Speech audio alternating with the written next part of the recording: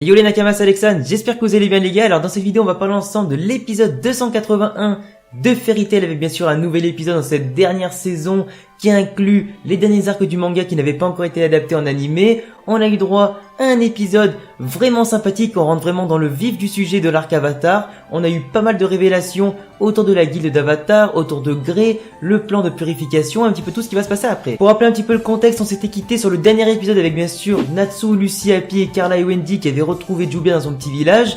Ils l'ont retrouvé dans un état totalement dépressif, elle était totalement dégoûtée de la vie. Grey s'est barré après avoir vu justement ces marques du démon se répandre sur son corps. Lui, il est parti rejoindre justement la fameuse guilde noire d'Avatar qui voit un culte infini à Zélef et qui souhaite vraiment le faire apparaître grâce à leur plan de purification visant à détruire un maximum de monde, à détruire la vie de plein d'innocents, tout ça pour faire en sorte que Zélef leur accorde un petit peu d'intérêt. Donc l'épisode commence juste devant le lieu de la guilde d'Avatar où on voit justement des espèces de ronces autour, un environnement un petit peu lugubre et vraiment macabre qui laisse vraiment rien de bon. Et du coup on voit que Natsu, Happy et Lucy sont en ce moment un petit peu dans le doute, ils savent pas trop comment Grey se trouve dans cette situation là, ils savent pas justement pourquoi Grey a rejoint cette guilde noire, ils ne savent pas en tout cas comment agir pour le moment. C'est du coup à ce moment là que Lucy va avoir un petit peu le déclic en mode je vais appeler Virgo pour qu'elle creuse un tunnel pour qu'on puisse s'infiltrer tranquillement. D'ailleurs ça m'a fait super rire parce que au moment où justement Lucy va appeler Virgo, on la voit tout attachée, tout saucissonnée comme si elle était en train de se faire punir. Justement la meuf elle dit qu'elle s'était punie elle-même parce qu'elle avait soi-disant pas obéi aux ordres ou je sais plus quoi. Du coup encore une fois t'as Lucy qui va activer son pouvoir pour porter une sorte de tenue de Virgo, parce que comme on l'a vu dans les derniers épisodes, elle peut invoquer ses esprits et récupérer un peu de leur magie pour se renforcer, porter une tenue en rapport avec justement son esprit et utiliser un petit peu ses pouvoirs. Ils finissent par s'infiltrer tranquillement. Alors là au moment où tu te dis qu'en général tout le monde devrait être hyper discret, tu t'infiltres dans le château, tu fouillerais toutes les pièces à la recherche de Grey histoire un petit peu de le récupérer, de lui parler à la limite pour le raisonner tranquillement et partir avec lui. Et là le seul con qui se met à gueuler, c'est Natsu. Mais le mec il a rien compris à l'infiltration gros. Si un jour t'as envie de t'évader de quelque part ou justement tu veux t'infiltrer quelque part, c'est le dernier mec auquel tu penses pour t'infiltrer gros. Du coup forcément tous les membres d'Avatar ils ont tous entendu une sorte de cri, ils se dirigent tous vers lui pour se fighter et le prendre limite en mode Fortnite Battle Royale, tu vois. Heureusement ils arrivent tous les uns après les autres. Donc tu vois le petit Adèle là, qui possédait en plus la petite poupée qui faisait penser au mec de Grimoire Art à l'époque, qui s'était amusé avec Lucy en la balançant partout, en la tordant dans tous les sens. Donc on a lui qui arrive avec une sorte de magie un petit peu démoniaque, assez puissante d'après Virgo. C'est aussi à ce moment là du coup qu'on voit que Natsu s'en bat totalement la race, peu importe qui c'est qui est en face de lui. Il arrive, il lui faut un putain de taquet, l'autre il mange le sol. Fini, fin du game. Donc tout le monde est choqué, mais pas le temps un petit peu de se remettre de ça quand t'en as un autre gros Golgoth qui arrive et qui a envie de jouer un petit peu avec tous les outils de torture de la salle en les envoyant tous sur Natsu. Il les esquive, il finit même par se prendre une sorte de comment on appelle ça, une sorte de statue de fer là, une sorte de statue de fer Babylone là avec des plein de pics dessus où il se finit enfermé dedans. Heureusement avec sa chaleur il arrive à faire fondre le fer et foncer sur l'adversaire pour lui mettre une seule droite et le mettre KO. Là on se dit c'est bon, il va peut-être avoir un petit moment de répit. T'as un autre Golgoth qui arrive derrière lui avec sa magie noire. Natsu en une seule pirouette arrière, il éclate sa gueule tranquillement. Donc après avoir fait un petit triplé des familles, c'est à ce moment là que tu vois que Grey justement débarque avec un air extrêmement badass, avec en plus de ça une petite musique épique derrière son arrivée lorsqu'il descend les marches et tu le vois vraiment avec sa tenue, sa marque noire sur la tête et sur le corps, sa tenue comme ça, le fait qu'il ait effacé la marque de Fairy Tail avec du coup son nouveau symbole d'Avatar. Il arrive vraiment en mode épique, il dit que vous êtes pas du tout au niveau, en parlant du coup à ses collègues de sa guilde noire. Il regarde Natsu dans les yeux, il lui demande mais qu'est-ce que tu fous là, je vais te démonter ta race. Enfin en tout cas c'est vraiment une arrivée épique et ça m'a vraiment fait plaisir. On a donc un petit peu Natsu et Grey qui commencent à se taper dessus, qui se rendent coup pour coup, une droite, une gauche, coup de tête, ils sortent la magie de glace, la magie de feu, ça se bat dans tous les sens. On voit en tout cas que les deux sont à peu près au même niveau. Natsu en tout cas rigole pendant qu'il se bat alors que Grey lui reste très sérieux. D'ailleurs pendant le combat on a un petit retour en arrière on va dire sur la situation de Wendy, Carla et Jubia justement qui elle est encore dans le mal. On voit que Wendy veut s'occuper un petit peu d'elle et du coup lui enlever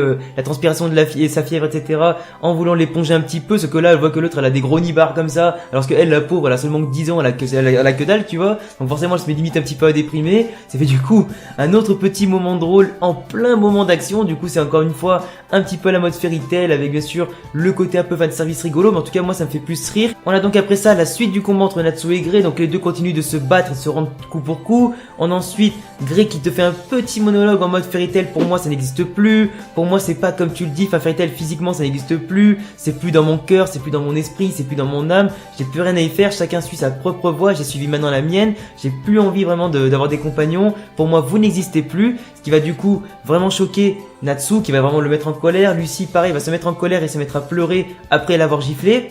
Forcément, tout le monde est un petit peu choqué des propos que tient Grey. Tout le monde se demande s'il n'est pas contrôlé par un démon, si on ne le force pas à dire des trucs comme ça. On se demande tous encore comment il peut oser penser des trucs comme ça après tout ce qu'ils ont vécu dans le passé. Malheureusement pour eux, t'as une autre fille du coup de la guilde d'Avatar qui s'appelle Marie, qui possède une magie qui fait extrêmement mal au ventre, ou du moins qui peut peut-être provoquer des douleurs internes dans le corps des autres. Donc Lucy se retrouve par terre.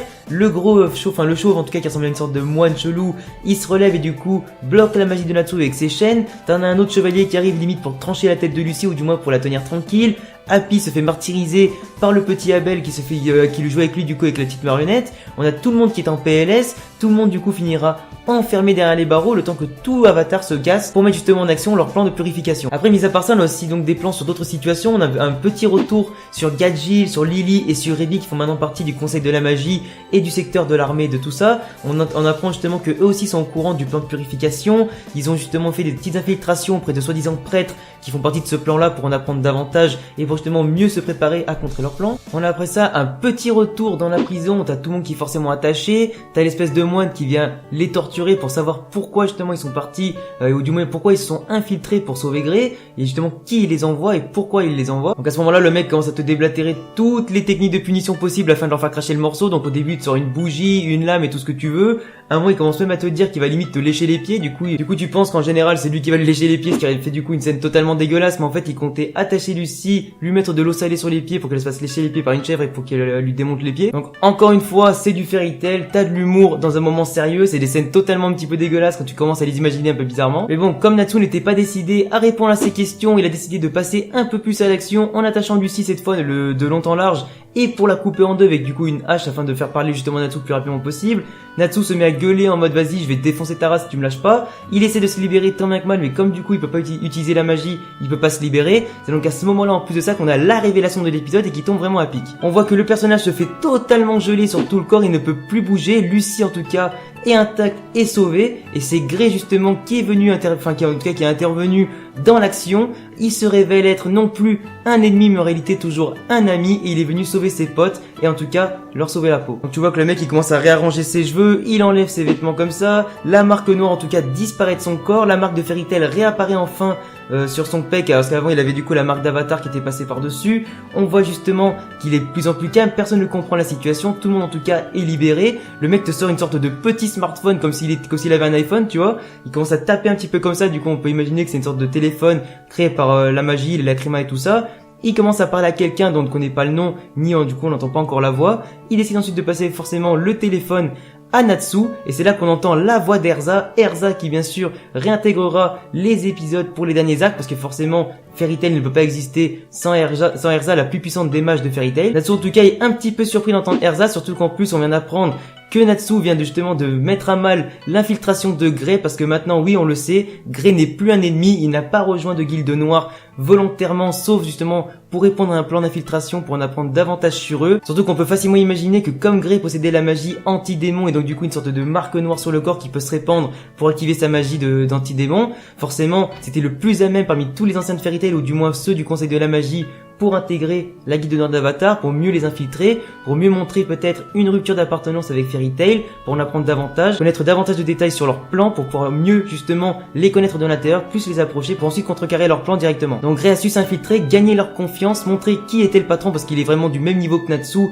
qui lui était largement plus fort que tous les mecs d'Avatar. Donc forcément un mec puissant qui paraît un petit peu démoniaque, forcément tu vas lui faire confiance pour ta guilde noire. Il a parfaitement rempli son rôle. Je pense que la plupart d'entre vous, en tant que fans de Fairy Tail, de Natsu, Lucy, de Jubia, vous avez tous eu la mort des dernières actions de Grey, le fait qu'il l'ait quitté pendant 6 mois, le fait qu'il l'ait laissé toute seule à l'abandon, le fait qu'il ait attaqué Natsu et Lucy, le fait justement qu'il ait parlé en mal de Fairy Tail. Je pense que certains d'entre vous s'y attendaient pas forcément. Je pense que vous avez vraiment détesté ce rôle-là de la part de Grey, parce qu'il l'a vraiment bien joué. Mais en tout cas, tout est bien qui finit bien. Le plan sera forcément expliqué dans le prochain épisode à Natsu, Lucy, etc. pour que tout le monde puisse comprendre. En tout cas, maintenant, Grey en sait qu'il est du côté du bien et non des méchants. Et en tout cas, ça fait plaisir de le retrouver tel quel. Donc voilà les gars, c'est tout pour cette petite vidéo review analyse en tout cas de l'épisode 281 de Fairy Tail. J'espère que ma vidéo vous aura plu, j'espère que l'épisode vous aura plu. J'attendrai tous vos retours en commentaire comme d'habitude, avec bien sûr le petit pouce bleu, et je vous laisse vous abonner si vous aimez Fairy Tail et mon contenu en général. Je laisse également me rejoindre sur tous les réseaux, Twitter, Insta, Discord, Snapchat, Facebook, il y a tous les liens en description, et bientôt pour une prochaine vidéo. Ciao.